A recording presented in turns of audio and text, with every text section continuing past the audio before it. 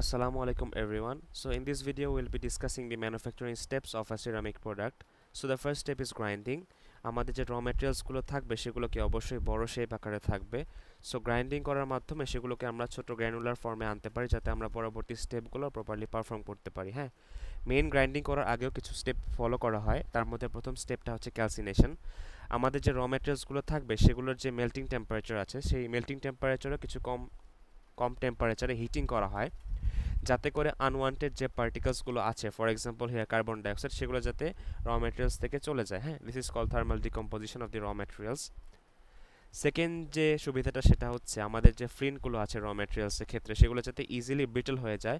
Brittle হলে কি হবে? ব্রিটল মানে আমরা জানি যে লেস দ্যান 5% ইলংগেশন হবে, যেটা কিনা আমাদের ইজিলি আমরা গ্রাইন্ডিং করতে পারবো। হ্যাঁ, অ্যান্ড ফাইনালি আমাদের যে পরবর্তী স্টেপগুলো থাকবে সেগুলো যাতে ইজিলি অ্যাক্টিভেটেড হয়ে যায় এই কারণে কিছুটা ইনিশিয়ালি হিটিং করা হয়। হ্যাঁ, দেন আমাদের র ম্যাটেরিয়ালসগুলোকে আমরা মেকানিক্যাল ডিভাইসগুলোতে পাঠানো হয়, ফর এক্সাম্পল স্টোন অ্যান্ড জ ক্রাশার্স। এখানে বড় বড় যে স্টেপগুলো আছে সেই স্টেপগুলোকে ছোট ছোট আকারে ধারণ করানো হয়। হ্যাঁ, with the help of mechanical forces. And the third part is grinding.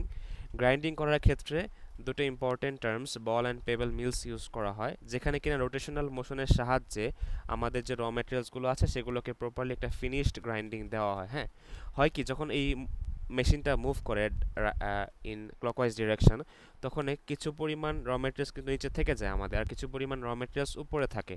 হয় কি, উপরে র ম্যাটেরিয়ালসগুলো যখন নিচের র ম্যাটেরিয়ালসগুলোর উপরে পড়ে তখন কিছু পরিমাণ গ্রাইন্ডিং হয় এবং আমরা আলটিমেটলি একটা ফিনিশড স্ট্রাকচার পাই। হ্যাঁ, যেটা কিনা আমাদের পরবর্তীতে কাজে লাগে। এই তো এখানে মেশিনটা এদিকে দিকে ঘুরছে ক্লকওয়াইজ এবং উপরের পার্টিকেলসগুলো নিচের পার্টিকেলের উপর পড়ছে এবং ক্রাশিং হচ্ছে। হ্যাঁ, so the second step is mixing. Grinding করার পরে আমাদের যে র ম্যাটেরিয়ালসগুলো আছে সেগুলোকে মিক্সিং করতে হবে। So the first mixing step is mixing in semi solid state, then in dry state, and finally আমাদের আবারও লিকুইড স্টেটে মিক্সিং করা হয়। হ্যাঁ, মিক্সিংটা করা হয় কেন? যাতে আমাদের ডিজায়ার্ড প্রপার্টিসগুলো আছে যে সিরামিকের অ্যাট দি এন্ড সেগুলো যাতে আমরা এক্স্যাক্টলি পেয়ে যাই। হ্যাঁ, সো সেমি সলিড স্টেটে যে কাজটা করা হয় সেটা হচ্ছে আমাদের যে র ম্যাটেরিয়ালসগুলো থাকবে সেগুলো তো অবশ্যই ড্রাই স্টেটে থাকবে, অনেক বেশি পরিমাণ ড্রাই, যেগুলো কিনা মেশিনে যখন আমাদের দেওয়া হবে সে মেশিনকে সে ইনএফিশিয়েন্ট করে ফেলতে পারে বা ড্যামেজও করে ফেলতে পারে। এই কারণে কিছু পরিমাণ পানির সাথে মিক্স করা হয়। হ্যাঁ, এটাকে টেম্পারিং বলা হয়।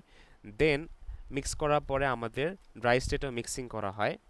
ড্রাই স্টেটে মিক্সিংটা আবার দুইটা স্টেপে ভাগ করা হয় দুইটা মেশিনে, একটা হচ্ছে রোটারি ড্রায়ার, একটা হচ্ছে টানেল ড্রায়ারে, যেটা আমরা একটু পরে শিখবো।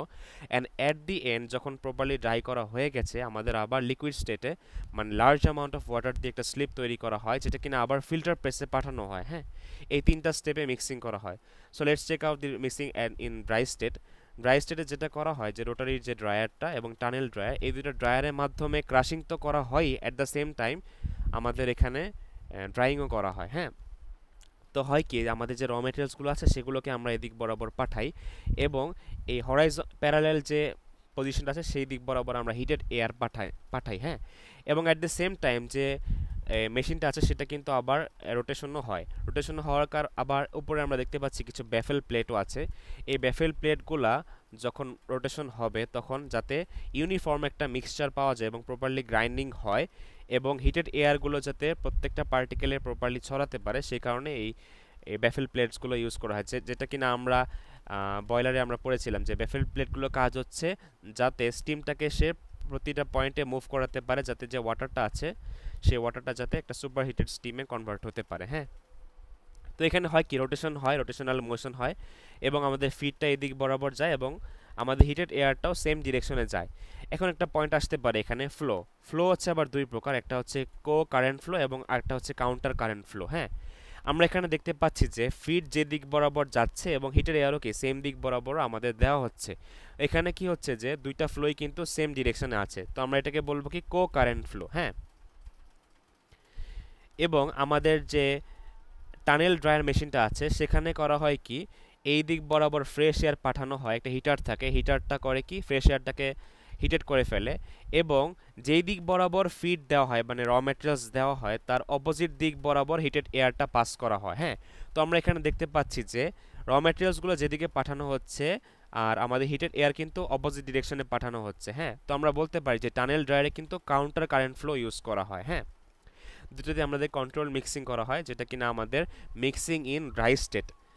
অ্যান্ড তারপরে আমরা যেহেতু ফিল্টারিংয়ে পাঠাবো, আমাদের একটা লার্জ অ্যামাউন্ট অফ ওয়াটার দিয়ে মিক্স করতে হয় ড্রাই স্টেটে, আফটার দ্য ড্রাই স্টেট। হ্যাঁ, এটাকে বলা হয় mixing in liquid state. Okay, and then comes filtering. ফিল্টারিংয়ে করা হয় কি, এখানে একটা ফিগার আছে নিচে একটা। হ্যাঁ, ফিল্টারিং করা হয় কি যে হিউজ অ্যামাউন্ট অফ প্রেশার দেওয়া হয়।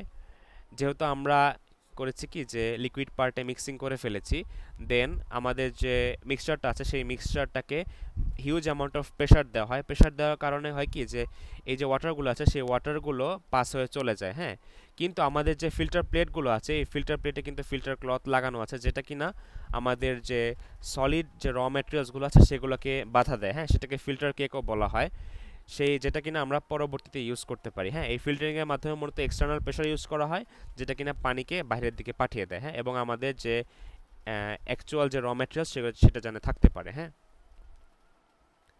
উপরে কিছু কথা ছিল এখানে। হ্যাঁ, এই যে আয়রন প্লেটস থাকে, চেম্বার থাকে, চেম্বারগুলো আবার ফিল্টার পেপার বা ফিল্টার ক্লথ দ্বারা আটকানো থাকে, যাতে করে আমরা যে অ্যাকচুয়াল যে র ম্যাটেরিয়াল সেটা যেন আমরা পেতে পারি, এবং এক্সট্রা যে ওয়াটারটা যেটা আমরা মিক্সিং করেছিলাম ইন লিকুইড স্টেট সেটা যেন বাইরে চলে যায় আর কি। হ্যাঁ,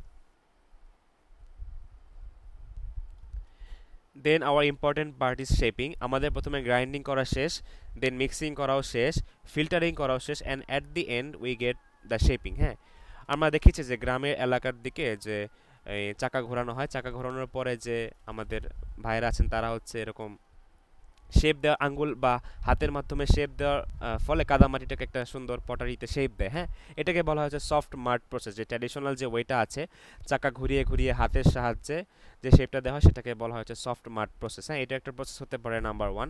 number two is stiff mud process. এখানে হয় কি, ইন্ডাস্ট্রিয়ালি যে অ্যাপ্লিকেশনসগুলো হয়, মেনলি ব্রিক তৈরি করা বা ইলেকট্রিক্যাল ইনসুলেটর তৈরি করা, অটোমেশনের সাহায্যে ইন্ডাস্ট্রিয়াল যে শেপিংগুলো করা হয় সেটাকে বলা হয় হচ্ছে স্টিফ মাড প্রসেস। হ্যাঁ,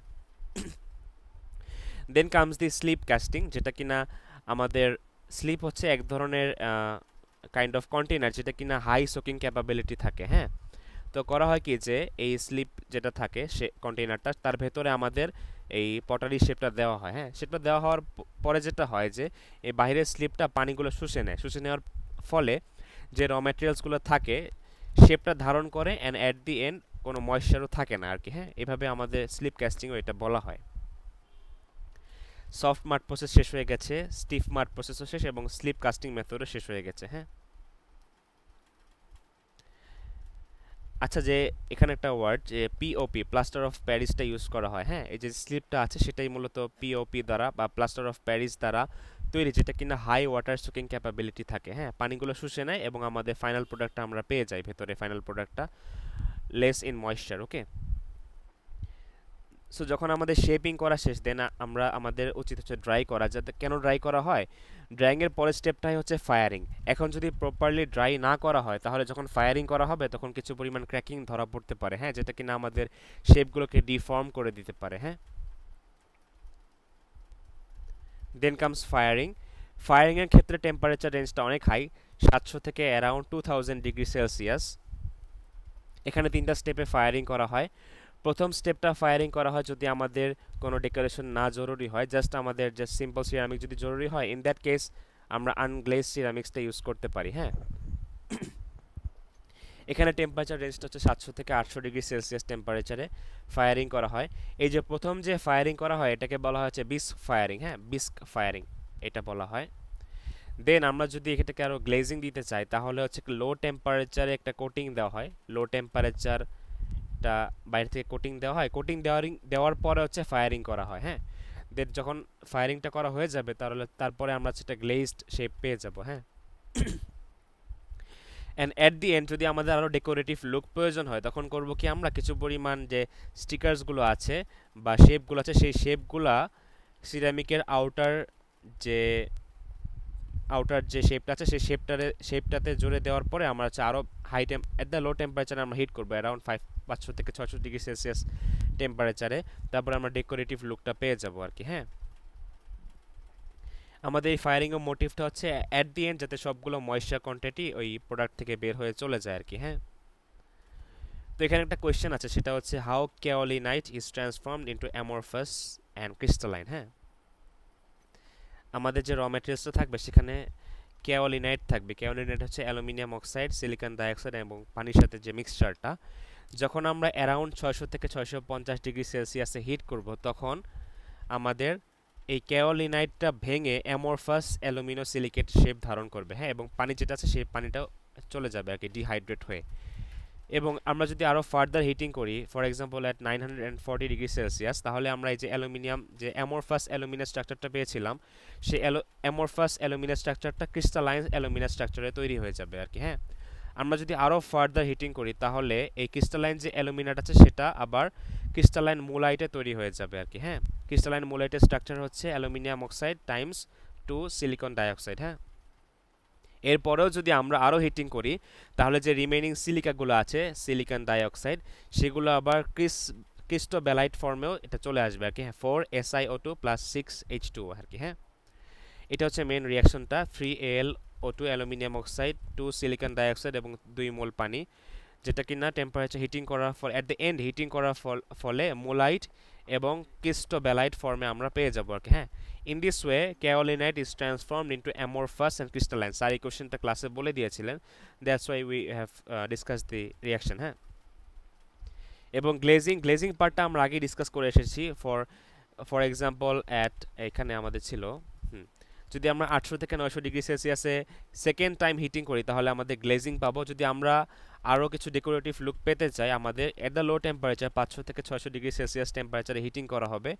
গ্লেজিং করার ফলে অ্যাস্থেটিক লুক পাওয়া যায়, এক্সটেরিয়ার খুবই সুন্দর একটা আই অ্যাপিলিং অ্যাপিয়ারেন্স পাওয়া যায়, সে কারণে গ্লেজিং করা হয়। And it's one of the properties of ceramic যে আমরা বিভিন্ন লুক্রেটিভ শেপ দিতে পারি বা এক্সটেরিয়ার কোটিং দিতে পারি আর কি, হ্যাঁ। এটাকে থার্ড ফায়ারিংও বলা হয়। যাই হোক, that was all about the manufacturing steps of ceramic. We have tried our level best, however there are many flaws. We are new in this ground, so please pray for us so that we can continue further, okay. With this I want to conclude over here. Thank you. Assalamu alaikum.